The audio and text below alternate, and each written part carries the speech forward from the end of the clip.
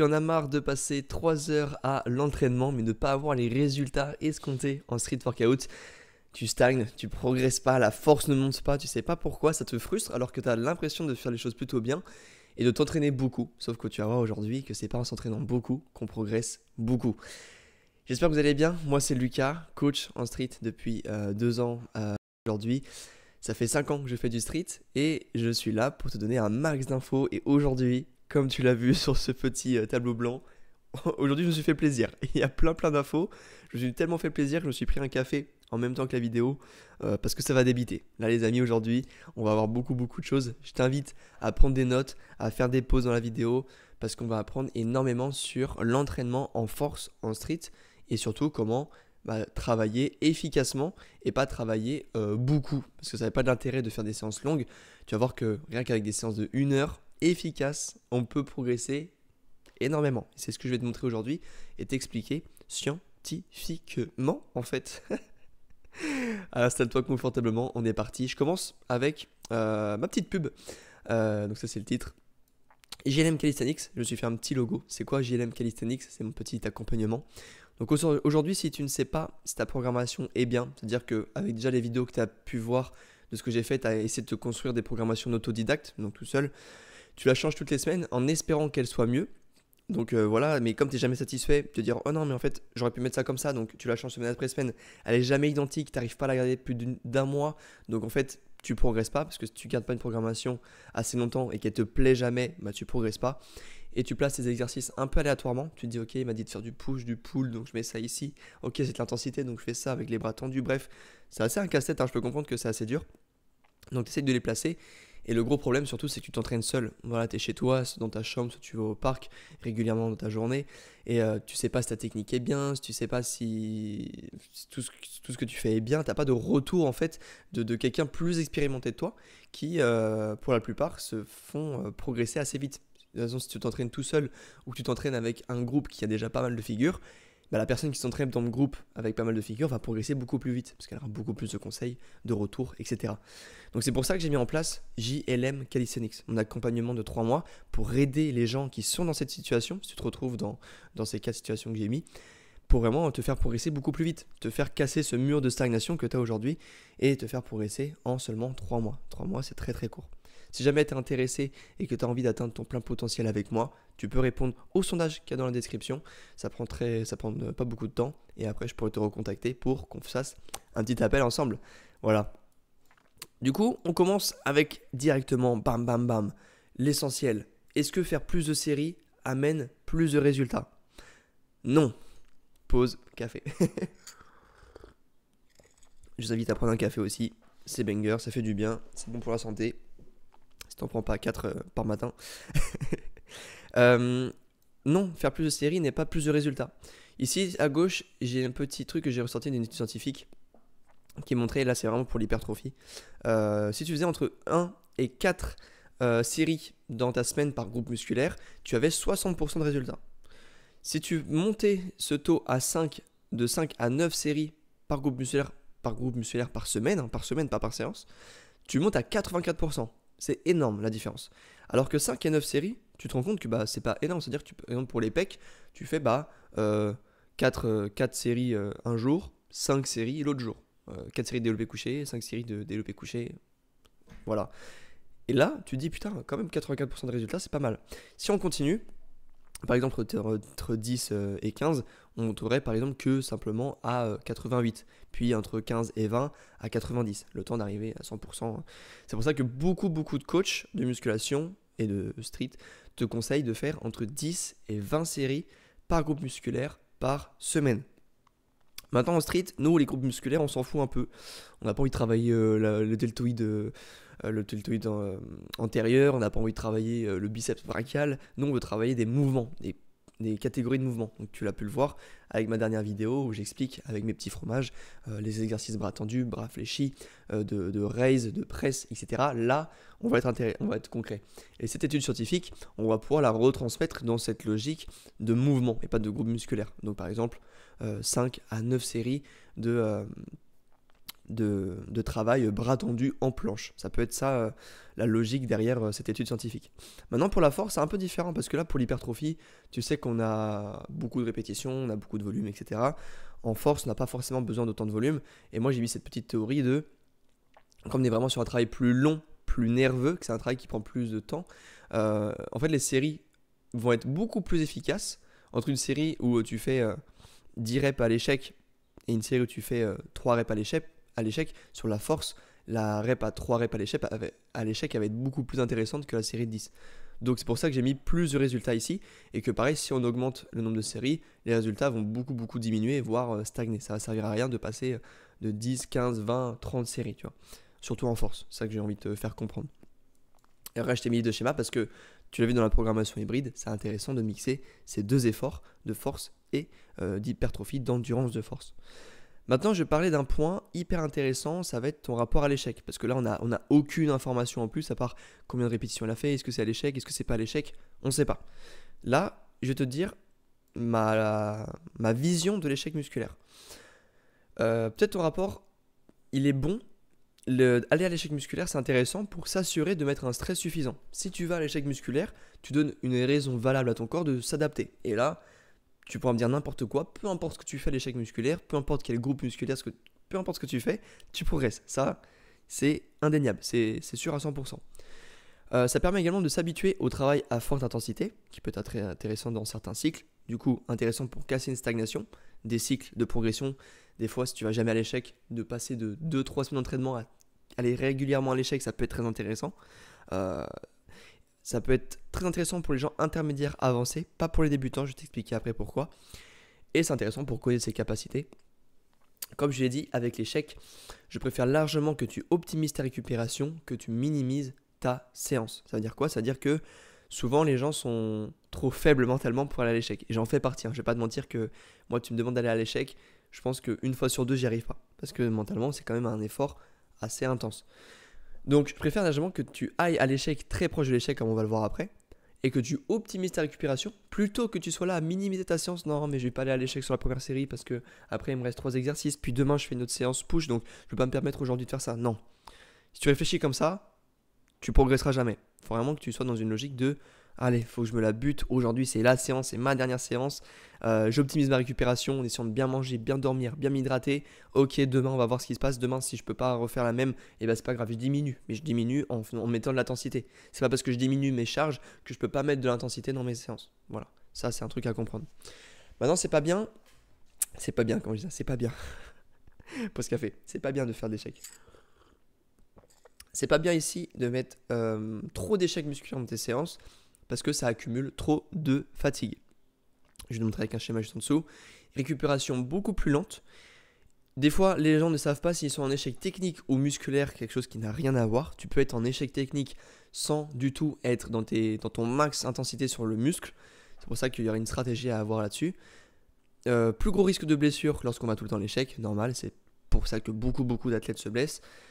C'est parce qu'ils sont en mode bourrin justement, ils minimisent pas leur séance et ils optimisent pas la récupération, donc tu arrives à un combo pas ouf. Et c'est pas pour les débutants. Pour le faire très simple, un débutant n'a aucun intérêt à aller à l'échec musculaire. Et même un intermédiaire, débutant intermédiaire. Les débutants ont plus intérêt à faire beaucoup de volume d'entraînement pour utiliser intelligemment ces fibres musculaires, ces unités motrices qu'on a vues dans la dernière vidéo. Parce qu'un débutant on aura besoin de plus de séries qu'un avancé pour recruter ces unités motrices. Ça, on y reviendra à la fin de la vidéo. Maintenant, un petit exemple assez concret pour te montrer deux cas de figure. On va dire que ton max, c'est 10 répétitions. 10 répétitions. Dans le cas numéro 1, tu vas à l'échec à chaque série. Donc l'échec à la première série, 10 reps. Deuxième série, tu peux faire que 8 reps. Sixième, 6 reps. Troisième, 3 reps. Là, tu es à ton max à chaque fois. C'est catastrophique, tu as trop mal partout. Tu fais que 27 reps. Dans le deuxième cas, tu te laisses 2 RIR, rep in reserve, c'est-à-dire 2 répétitions en moins. Si ton max est 10, tu en enlèves 2, ça fait 8.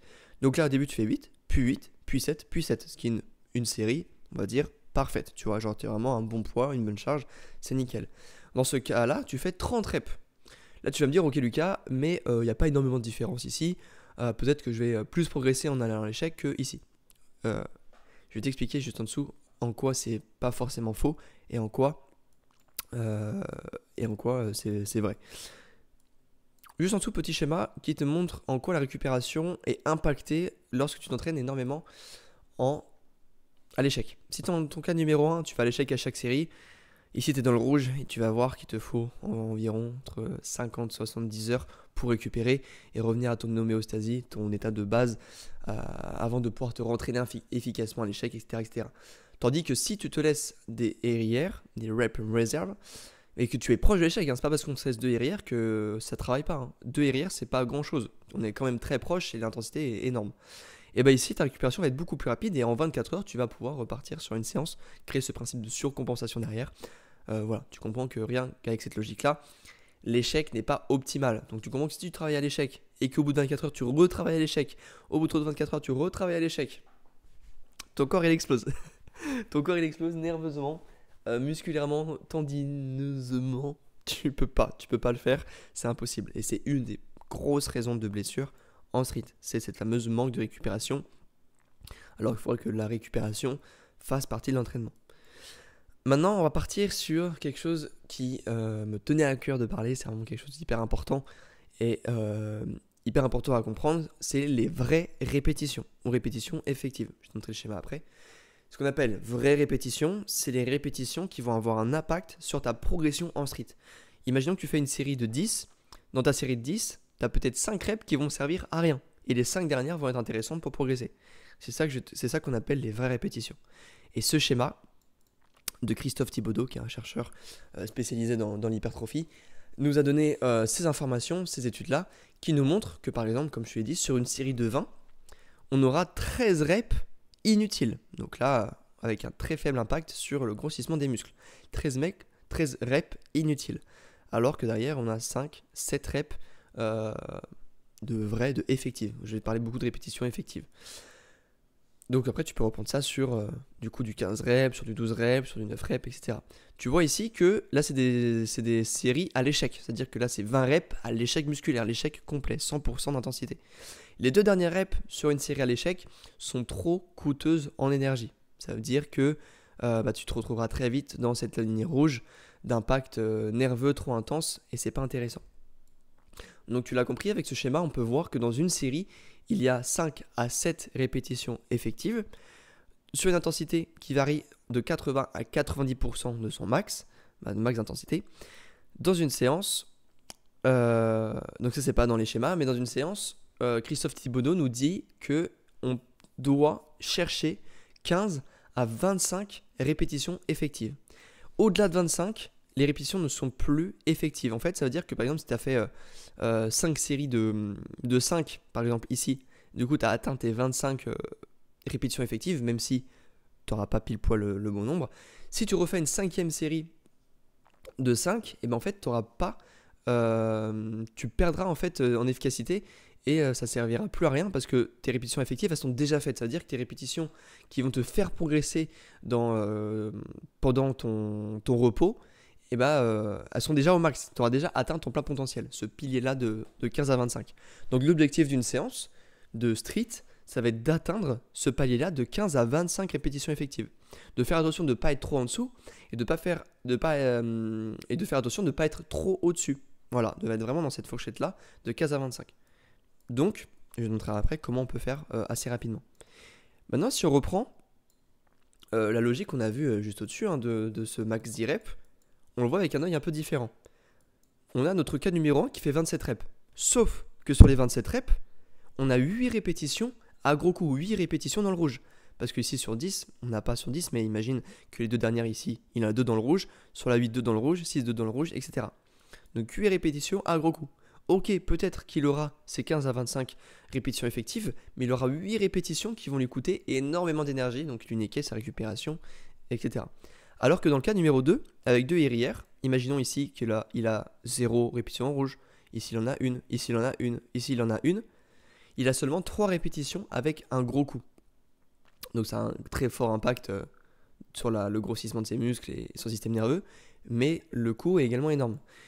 Donc là tu vois, il fait plus de séries, plus de répétitions, donc peut-être des répétitions effectives plus intéressantes, et au final il pourra mieux récupérer parce qu'il a moins de répétitions à gros coup. Alors que dans le premier cas, il fait moins de répétitions, donc moins de belles répétitions et beaucoup plus de répétitions qui lui coûtent cher. Donc pour récupérer derrière, c'est compliqué. Maintenant, on va partir sur la force. Là, on parlait un peu d'hypertrophie, même si ce cas-là, tu peux le comprendre sur la force. Petite pause café pour qu'on respire. C'est surtout pour que je puisse parler efficacement parce que je débite. Pour la force, tu vas voir que le contexte est différent. On reprend du coup le schéma qu'on a vu là avec cette répétition. Tu vois que si tu vois dans ce contexte-là, c'est pour ça que je t'ai pris que cette partie-là, dès la première répétition, qu'on est à 80% d'intensité, on est sur une répétition effective, on est sur une répétition efficace. Ça veut dire quoi? Alors que le max est 7, hein. On n'est pas sur un max à 1 RM, on est sur un max à 7. Ça veut dire que pour la force, pour aller chercher ces répétitions effectives, on n'a pas besoin d'aller à l'échec. Parce qu'on a des répétitions effectives dès la première répétition. L'objectif de la force, ça va être d'atteindre son nombre de répétitions effectives sans rentrer dans le rouge une seule fois. C'est-à-dire que si on se prend ce contexte-là, ok, j'ai un poids, j'ai une figure qui me permet de faire 7 répétitions. Et bah, du coup, on va essayer de choper 25 reps effectives sans aller dans ce rouge ici. Donc après, je vais te montrer les méthodes qu'on va utiliser. Voilà, ça c'est vraiment, il faut que tu comprennes que la force, on n'a vraiment pas besoin d'aller à l'échec musculaire. La force, on a juste besoin de soulever lourd et d'avoir l'intensité de mettre de la vitesse dans la charge lourde. C'est vraiment la chose à retenir de la vidéo. C'est si tu vas à l'échec musculaire avec des répétitions très faibles, par exemple si tu vas à l'échec sur du 5 reps, là, oui, waouh, là ça va te coûter nerveusement. Par exemple, si tu fais des holds, pareil, si tu fais des répétitions très lourdes, mais que tu vas à l'échec à chaque fois, l'échec musculaire, hein, pas l'échec technique. Souvent, par exemple, des fois sur du hold, on peut tomber sur l'échec technique. Et bah, ça peut énormément te coûter. Alors que si tu réduis l'intensité et que tu vas chercher que, par exemple, ces 3 premières répétitions effectives, là, crois-moi que tu vas pouvoir plus durer sur le long terme et être efficace. Mais pour réussir ça, il faut se connaître. Par exemple, peut-être que ton max est 5, donc tu auras le 4 et 5 en rouge et les 3 en vert. À toi de comprendre le schéma, comment tu peux l'adapter. Maintenant, quelle méthode on peut utiliser pour arriver à ce quota de 15 à 25 répétitions effectives rapidement dans sa séance? Parce que je ne t'oublie pas que l'objectif, c'est de faire des séances rapides. Et en 1 heure, l'objectif, c'est de chercher ces 15 à 25 répétitions effectives sur le groupe musculaire qu'on travaille, sur le mouvement qu'on travaille. Parce qu'on peut avoir 15 à 25 répétitions effectives sur par exemple de la presse bras tendu, et on peut également avoir 15 à 25 répétitions effectives sur des exercices de poussée bras fléchis, donc des handstand push-up. Voilà, faut pas te dire que ça c'est pour toutes les figures, tout ce que tu fais dans ton corps. C'est pour un seul et unique mouvement. Méthode intéressante, les mômes. Les mômes, pourquoi? Every minute and the minute. Si tu sais pas ce que c'est, tout simplement tu mets un chronomètre et toutes les minutes du chronomètre tu recommences ta série. Exemple, je fais 2 handstand push-up pendant 10 minutes. Ça veut dire que je vais faire 2 x 10, 20 handstand push-up au final. Imaginons que tes handstand push-up, tu arrives à en faire 7. Tu arrives à en faire 5, tiens, pourquoi pas 5 ou 6, allez, on va dire 6. Mais qui change tout le temps. Tu arrives à en faire 6, tu vas faire un minimum ou tu vas en faire 2. C'est-à-dire que tes 2 premières reps vont être effectives. Tes 2 x 10 reps, tes 20 reps vont être effectives. C'est-à-dire qu'en 10 minutes, tu vas réussir à choper tes 20 répétitions effectives comme on a vu dans cette fourchette-là. Et là, c'est intéressant. Là, tu progresses. Cluster, pareil. Cluster, ça peut être commencé avec une série à forte intensité, par exemple à 90% d'intensité, puis de prendre du repos pour repartir, genre 10 secondes de repos, repartir avec une option à la baisse, mais pareil sur du 80-90% d'intensité. Le but du cluster, c'est qu'en fait, chaque série que tu fais après tes petites pauses te permettent de rester sur la même fourchette d'intensité, et ça peut être intéressant pour, pareil, arriver rapidement à des répétitions effectives. Pareil, 3x3, 4x3, 4x4, c'est intéressant, toujours intéressant pour entrer dans ce truc-là, sans aller à l'échec bien sûr. Et l'échec technique, je t'invite à... je vais t'expliquer ce que c'est quoi l'échec technique. Imaginons que du coup tu fais un minimum de handstand push-up sans le mur, genre handstand push-up en free. Les 3 premières minutes tu y arrives, et à bout de la 4e minute, tu perds ton équilibre, tu dois recommencer, etc. En fait, perdre son équilibre en handstand push-up, c'est pas du coup des répétitions effectives. on n'est pas du coup sur un 100% d'intensité, on est sur un manque de technique, d'équilibre, parce qu'on est fatigué, donc on tombe. Pareil sur du hold, pareil sur plein de choses. Donc la stratégie à avoir, ça serait d'utiliser une option plus stable. Donc par exemple faire des handstand push-up au mur. Et là on va rentrer vraiment dans de la force et sur des répétitions vraiment efficaces. Je t'invite à aller voir ma vidéo sur la méthode entonnoir que j'ai sortie il n'y a pas longtemps, qui t'explique comment tu peux du coup adapter le niveau de tes exercices pour réussir à aller chercher des répétitions effectives sur celle-ci. Tu vois qu'un exercice de niveau 1, ça va être beaucoup plus dur d'aller chercher de la haute intensité qu'un exercice de niveau 5, parce qu'on aura le côté très stable, on aura le côté plus facile techniquement, donc ce sera plus facile d'aller chercher l'échec musculaire sur un exercice stable que sur un exercice de niveau 1 hyper dur techniquement que tu maîtrises pas beaucoup. Voilà, donc je t'invite à aller voir la vidéo si jamais tu ne l'as pas vue. Voilà, attention ici les amis, on va rentrer dans un contexte. J'ai donné un exemple de semaine que tu pourras recopier efficacement. Petit café et on est parti, boum. Ici une semaine type que je t'ai préparée. Donc là en fait j'ai pas envie que tu copies colles bêtement cette programmation là sans comprendre la logique derrière. Je vais t'expliquer vite fait du coup la semaine. Lundi on commence avec du front lever bras tendu, donc c'est un focus, hein. On va pas faire que ça, mais c'est un focus bras tendu, donc avec des raise et du hold par exemple. Tu vas tourner autour de 3 à 6 répétitions avec 80% d'intensité pour aller chercher ce quota de 20 reps effectives. Planche lever, j'écris planche lever, planche bras tendu, donc tu vois tout ce qui va être presse et hold, pareil, 4 fois 3 à 6 répétitions avec 80% d'intensité. Pourquoi je mets 80% d'intensité? Parce qu'en fait, sur des exercices bras tendus techniques comme ça, on va rentrer dans l'entonnoir dans du niveau 1-2. Donc ça va être dur de rentrer dans du 90%, 100% d'intensité. Parce que là, l'échec technique va être beaucoup plus rapide. Mercredi, repos, jambes cardio, tu te fais plaisir, c'est toi qui adaptes, tu fais ce que tu veux. Et oui, il faut faire les jambes les amis. Le jeudi, front lever, bras fléchis, donc il fait de front pull-up, traction. Donc là, plus de répétitions, 4 x 5, 8, mais avec plus d'intensité. Donc là, on va chercher vraiment plus d'intensité. Pourquoi plus d'intensité sur les bras fléchis? Parce que pour moi, les exercices bras fléchis vont être beaucoup plus faciles techniquement que les exercices bras tendus. Donc pareil, tu peux le voir dans la méthode entonnoir qu'on a vue. Le vendredi, planche, bras fléchis, pareil, 4, 5, 8 reps, 90% d'intensité. Donc ça peut être tuck planche push-up, handstand push-up, des pompes, ce que tu veux. Et on termine le samedi avec de la technique front planche avec très peu d'intensité sans aller à l'échec. Voilà, donc ça peut être intéressant, tu vois qu'on va très rarement à l'échec sur cette programmation, ce qui te permet de la tenir toute la semaine, être efficace et de tenir plusieurs mois. Il n'y a que 2 séances front, 2 séances planche, mais comme je te l'ai dit, c'est des séances courtes et efficaces. On est dans un objectif de force, donc cet objectif de force, on n'a pas besoin de faire beaucoup de séries comme on l'a vu juste au-dessus ici. Pas besoin de faire beaucoup de séries. Donc ça peut être intéressant d'amener ce type de programmation dans ta semaine. Et oui, je te l'ai mis là pour le hold.